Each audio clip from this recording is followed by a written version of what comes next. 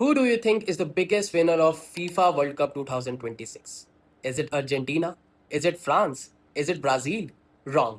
हर world cup का सिर्फ एक ही विनर होता है, वो है FIFA. So hello everyone, my name is Pratham Rastogi and welcome to the video one of analyzing some interesting real business case studies looking through the lens of business analytics, consultancy and business operations. Think about it.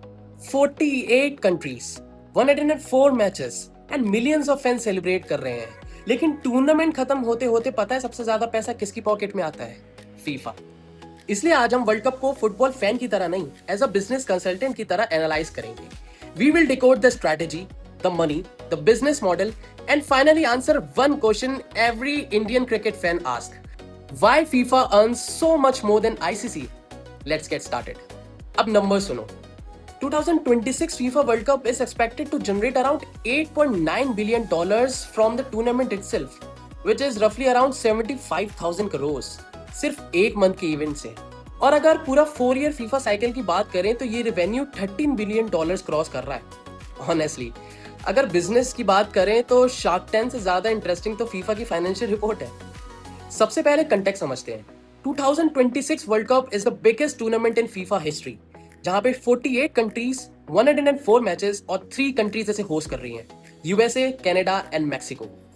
मतलब ये सिर्फ एक sports tournament नहीं, it's a massive international business operation. Now compare this with Qatar 2022 that generated nearly $7 billion of revenue. But this time FIFA expects around $8.9 billion from this tournament itself. अब सवाल है ये पैसा आता कहां से है? एक्चुअली फीफा के 3 मेजर रेवेन्यू स्ट्रीम्स हैं. नंबर 1, ब्रॉडकास्टिंग राइट्स, जो कि अराउंड $4.3 बिलियन का है. टीवी चैनल्स और स्ट्रीमिंग प्लेटफॉर्म्स फीफा को राइट्स के लिए ह्यूज अमाउंट पे करते हैं. और इंटरेस्टिंग पार्ट, आप मैच फ्री में देख रहे हो पर एक्चुअल प्रोडक्ट आप खुद हो. इंटरेस्टिंग ना? Second is sponsorship, which is nearly around $3.8 billion, and brands like Coca-Cola, Adidas, Visa, Hyundai सब फीफा के साथ एसोसिएट होना चाहते हो. Why? Because FIFA gives them global visibility. And the third is ticketing, और यहाँ फीफा ने यूज किया अपना डायनामिक प्राइसिंग. जैसे कि एयरलाइन टिकट्स डिमांड के हिसाब से चेंज होती हैं, वैसे ही फीफा की टिकट्स. और फाइनल टिकट्स तो ऑफिशियली थाउजेंड्स ऑफ डॉलर्स तक पहुंच गई थी, और रीसेल मार्केट में कुछ लिस्टिंग्स तो मिलियंस तक पहुंच गई थी. मतलब मैच देखने से पहले शायद आपको अपना घर बेचना पड़े.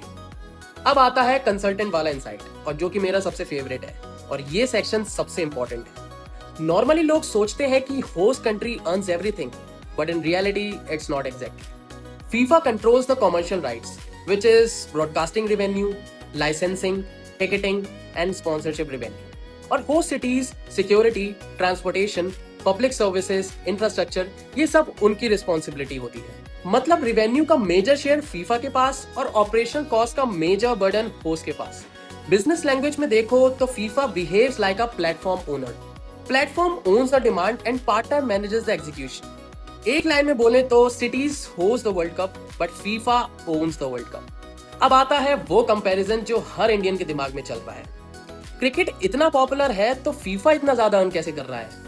Answer is market diversification. ICC का मेजर रेवेन्यू लार्जली इंडिया और सराउंडिंग मार्केट से आता है, but FIFA Europe, Africa, north America, south America, Asia, middle east, her continent contribute करता है. और इसी वजह से फीफा का कॉमर्शियल इकोसिस्टम मच बेकर है. और एक और शॉकिंग कंपैरिजन सुनो. फीफा वर्ल्ड कप में ग्रुप स्टेज में जो टीम एलिमिनेट होती है उसे अराउंड $10 बिलियन मिलते हैं, जो कि आईसीसी वर्ल्ड कप का पूरा बजट है. मींस फीफा में अर्ली एग्जिट भी प्रॉफिटेबल हो सकता है. तो स्टेक होल्डर्स कौन है? फीफा, जो कि रिवेन्यू कैप्चर करता है, होस्ट सिटीज जो इंफ्रास्ट्रक्चर और ऑपरेशनल कॉस्ट संभालती हैं, ब्रॉडकास्टर्स जो राइट खरीदते हैं और एड्स बेचकर रिकवर करते हैं, स्पॉन्सर्स जो कि ग्लोबल ब्रांड विजिबिलिटी खरीदते हैं, नेशनल टीम्स जो प्राइज मनी और डेवलपमेंट फंडिंग रिसीव करते हैं, और फाइनली हम फैंस जो टिकट्स भी खरीदते हैं, सब्सक्रिप्शंस भी लेते हैं, मर्केंडाइज भी खरीदते हैं और सोशल मीडिया में फ्री में मार्केटिंग भी करते हैं. बिजनेस में से कहते हैं नेटवर्क इफेक्ट. तो फीफा हमें क्या सिखाता है? Lesson 1, don't just deepen your market, expand it. 48 teams का डिसीजन सिर्फ स्पोर्ट्स के लिए नहीं था, it was a business expansion strategy. Lesson 2, own the platform. Products copy हो जाते हैं but platform dominates the market. Lesson 3, pricing power तभी काम करती है जब डिमांड एक्सट्रीमली स्ट्रांग हो. हर बिजनेस डायनामिक प्राइसिंग कॉपी नहीं कर सकता. Lesson 4, stakeholder alignment matters. अगर कॉस्ट कोई और उठाए और बेनिफिट कोई और ले, लॉन्ग टर्म सस्टेनेबिलिटी चैलेंज बन सकता है। तो नेक्स्ट टाइम जब आप फीफा वर्ल्ड कप देखो तो गोल्स काउंट मत करना, मनी भी फॉलो करो, because every mega sporting event is actually a live business case study.